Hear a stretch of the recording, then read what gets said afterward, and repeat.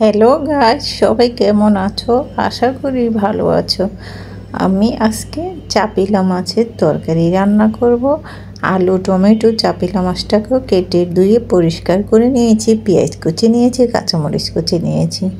মাছটাকে ভাজার জন্য 1 চিমটি লবণ দিয়ে দিলাম, আর দিয়ে দিব 1 চিমটি হলুদের গুঁড়া। নুন হলুদটা মাছের গায়ে হাত দিয়ে ভালো করে মাখিয়ে নিয়েছি। মাছগুলি এক সাইডে রেখে দিব ভাজার জন্য। কড়াই বসিয়ে দিয়েছি চুলায়, দিয়ে দিলাম সাদা তেল। তেলটা গরম হয়ে গিয়েছে, একে একে মাছগুলি ভেজে নেব। নুন হলুদ মেখে এক সাইডে রেখে দিয়েছিলাম, এখন তেলের মধ্যে দিয়ে দিচ্ছি মাছগুলি ভাজার জন্য। যেহেতু আমি তরকারি রান্না করব, এই মাছটা একটু ভেজে রান্না করতে হবে। যেহেতু আলু টমেটো দিচ্ছি সেই জন্য।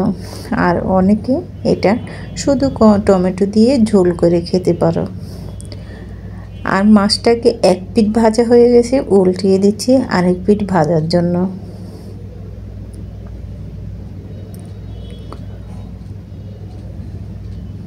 দু পিঠ মাছ আমি লাল লাল করে ভেজে নিয়েছি, এখন তুলে নেব।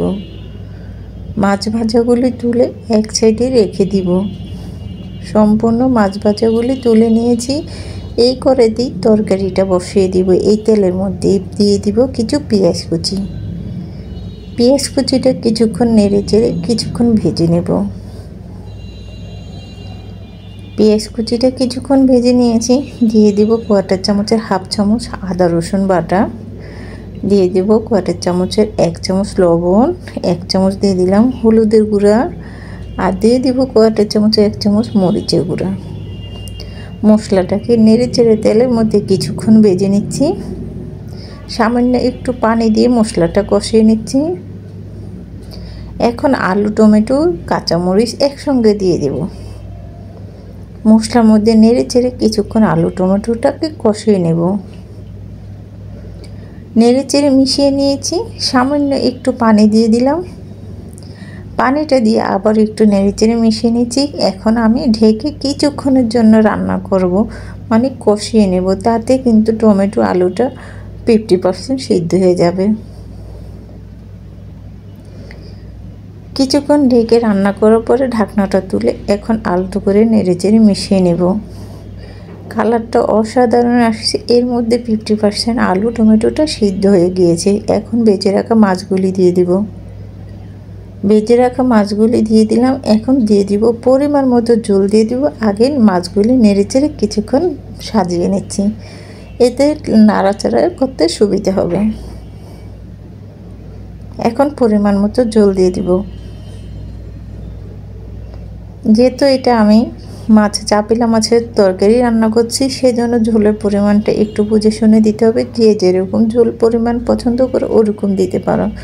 এই মাছের ঝোল খেতে অনেক ভালো লাগে। ঝোলটা দিয়ে আলতো করে নেড়েচেড়ে মিশিয়ে নিয়েছি। এখন ঢেকে কিছুক্ষণের জন্য রান্না করব। কিছুক্ষণ ঢেকে রান্না করার পরে ঢাকনাটা তুলে এখন আলতো করে নেড়েচেড়ে মিশিয়ে দিচ্ছি। আলুটা খুব ভালো সিদ্ধ হয়ে গিয়েছে পুরোপুরি। এখন দিয়ে দিব কোয়াটার চামচের হাফ চামচ ভাজা জিরা গুঁড়া। জিরা গুঁড়াটা দিলে স্বাদ পেলে বা দুটি আসবে। জিরা গুঁড়াটা দিয়ে নিয়েছি, আলতো করে নেড়েচেড়ে মিশিয়ে নেব। জিরার গুঁড়া দিয়েছি, এখন আমি কিন্তু ধনিয়া পাতাটাও দেব। জিরার গুঁড়া আর ধনিয়া পাতাটা দিলে অসাধারণ একটা ফ্লেভার আসে এবং খেতে অন্যরকম একটা টেস্ট আসে। ধনিয়া পাতাটা কেটে দিয়ে দিয়েছি। এখন আলতো করে নেড়েচেড়ে মিশিয়ে নিচ্ছি। আমার কিন্তু চাপিলা মাছের তরকারিটা রান্না হয়ে গিয়েছে। আমি এখন চুলাটা অফ করে দিব। চুলাটা কিন্তু অফ করে দিয়েছি। চুলা থেকে তরকারিটাকে নামিয়ে একটা মিশ্রণ বলে বেড়ে দেখাচ্ছি কতটা সুন্দর এবং লোভনীয় হয়েছে। খেতে কিন্তু অসাধারণ মজা। দেখতে যতটা লোভনীয় লাগছে, খেতে কিন্তু তার চেয়ে দ্বিগুণ স্বাদ। আমার রেসিপিটা কেমন লেগেছে তোমরা একটু মতামত জানাবে। আর ভালো লেগে থাকলে অবশ্যই আমার ইউটিউব চ্যানেলটা লাইক এবং লাল বাটনটা টিপ দিয়ে দেখবে নিত্য নতুন রেসিপিগুলি, তাহলে তোমাদের বাড়ি প্রথম পৌঁছে যাবে। আর আমার এই ইউটিউব চ্যানেলের নাম কিচেন স্টোরি বাংলা।